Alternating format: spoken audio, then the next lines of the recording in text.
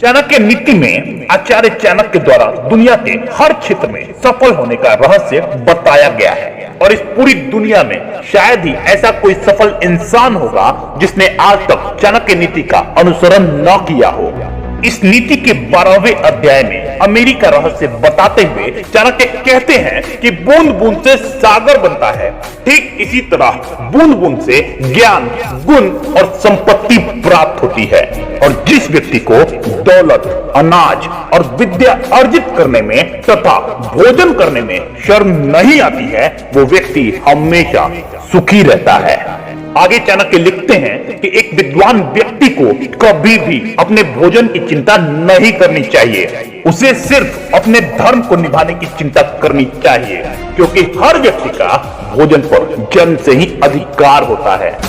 इस दुनिया में वही लोग सुखी हैं जो अपने संबंधियों के प्रति उदार हैं, अनजाने लोगों के प्रति सहृदय हैं, अच्छे लोगों के प्रति प्रेम का भाव रखते हैं, नीच लोगों से धूर्ततापूर्ण व्यवहार करते हैं, विद्वानों से कुछ नहीं छिपाते हैं, दुश्मनों के सामने साहस दिखाते हैं और बड़ों के प्रति विनम्र तथा अपनी पत्नी के प्रति सख्त हैं। आगे के श्लोक में चाणक्य लिखते हैं कि वो गृहस्थ भगवान की कृपा को पा चुका होता है जिसके घर में आनंददायी वातावरण होता है, जिसके बच्चे गुणी होते हैं, जिसकी पत्नी मधुर वाणी बोलती है, जिसके पास अपनी जरूरतों को पूरा करने के लिए पर्याप्त धन होता है, जो अपनी पत्नी से सुखपूर्वक संबंध रखता है, जिसके नौकर उसका कहा मानते हैं, जिसके घर में मेहमान का स्वागत किया जाता है, जिसके घर में मंगलदायी भगवान की रोज पूजा की जाती है, जहां स्वाद भरा भोजन और पान किया जाता है और जिसे भगवान के भक्तों की संगति में आनंद आता है। और जो व्यक्ति संकट का सामना करने वाले किसी ब्राह्मण को भक्ति भाव से अल्प दान देता है, उसे बदले में विपुल लाभ होता है। बसंत ऋतु क्या करेगी यदि बांस के ऊपर पत्ते नहीं आते? सूर्य का इसमें क्या दोष यदि उल्लू दिन में देख नहीं सकता? ठीक इसी प्रकार बादलों का भला क्या दोष यदि बारिश की बूंदें चातक पक्षी की चोंच में नहीं गिरती? अर्थात उसे कोई कैसे बदल सकता है जो किसी की नियति में है। जिस प्रकार जमीन पर जो फूल गिरता है उससे धरती सुगंधित होती है, लेकिन फूल को धरती की गंध नहीं लगती है, ठीक उसी प्रकार एक दुष्ट के मन में सद्गुणों का उदय हो सकता है यदि वो एक भक्त से संगति करता है, लेकिन दुष्ट का संग करने से भक्त कभी भी दूषित नहीं होता है।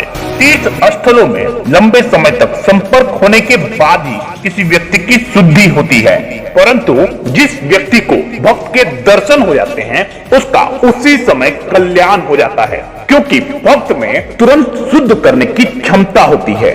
आगे के श्लोक में चाणक्य एक लोमड़ी से बात करते हुए कहते हैं कि अरे लोमड़ी, उस व्यक्ति के शरीर को तुरंत छोड़ दे जिसके हाथों ने कोई दान नहीं दिया, जिसके कानों ने कोई विद्या ग्रहण नहीं की, जिसकी आंखों ने भगवान का सच्चा भक्त नहीं देखा, जिसके पांव कभी तीर्थ क्षेत्रों में नहीं गए, जिसने अधर्म के मार्ग से कमाए हुए धन से अपना पेट भरा और जिसने बिना मतलब ही अपना सर ऊंचा उठा रखा है। हे लोमड़ी, उसे मत खा, नहीं तो तू भी दूषित हो जाएगी। वो घर जहां ब्राह्मणों के चरण कमलों को धोया नहीं जाता, जहां वैदिक मंत्रों का जोर से उच्चारण नहीं होता और जहां भगवान को और पितरों को भोग नहीं लगाया जाता, वो घर नहीं शमशान होता है। अपने परिवार के विषय में बताते हुए चाणक्य लिखते हैं कि सत्य मेरी माता है, आध्यात्मिक ज्ञान मेरे पिता हैं, धर्म आचरण मेरा बंधु है, दया मेरा मित्र है, भीतर की शांति मेरी पत्नी है और क्षमा मेरा पुत्र है। यही 6 लोग मेरा परिवार है। हमारा शरीर नश्वर होता है, धन में कोई स्थायी भाव नहीं होता और मृत्यु हमेशा ही हमारे निकट होती है। इसीलिए हमें तुरंत ही पुण्य कर्म करना प्रारंभ कर देना चाहिए। जो व्यक्ति दूसरों की पत्नी को अपनी माता मानता है, दूसरों के धन को मिट्टी का ढेला और दूसरों के सुख दुख को अपना सुख दुख मानता है, असल में उसी व्यक्ति को सही दृष्टि प्राप्त होती है और सही मायने में वही व्यक्ति विद्वान होता है। बिना सोचे समझे खर्च करने वाला व्यक्ति एक नटखट बच्चा जिसे अपना घर नहीं है, झगड़े के ऊपर भड़का हुआ आदमी और अपनी पत्नी को दुर्लक्षित करने वाला व्यक्ति, ये सभी लोग जल्दी ही बर्बाद हो जाते हैं। एक व्यक्ति को राज परिवारों से शिष्टाचार, पंडितों से बोलने की कला, एक औरत से छल और जुआरियों से झूठ बोलना सीखना चाहिए। जिस प्रकार इंद्र वरुण का फल चाहे कितना भी पक जाए कभी मीठा नहीं होता है, ठीक उसी प्रकार जो व्यक्ति अपने बुढ़ापे में भी मूर्ख है वो सचमुच मूर्ख ही होता है। इस अध्याय के अंतिम श्लोक में भगवान राम से विभिन्न वस्तुओं की तुलना करते हुए चाणक्य कहते हैं कि कल्पतरु तो एक लकड़ी ही है, सुवर्ण का सुमेर पर्वत तो निश्चल है, चिंतामणि तो एक पत्थर है, सूर्य में ताप है, चंद्रमा तो घटता बढ़ता रहता है, मर्यादा रहित समुद्र तो खारा है, कामदेव का तो शरीर ही जला हुआ है, महाराज बाली तो राक्षस कुल में पैदा हुए थे और कामधेनु भी एक पशु ही है। अर्थात इस पूरी दुनिया में भगवान राम के समान कुछ भी नहीं है। इस प्रकार चाणक्य नीति का ये 12वां अध्याय यही समाप्त होता है।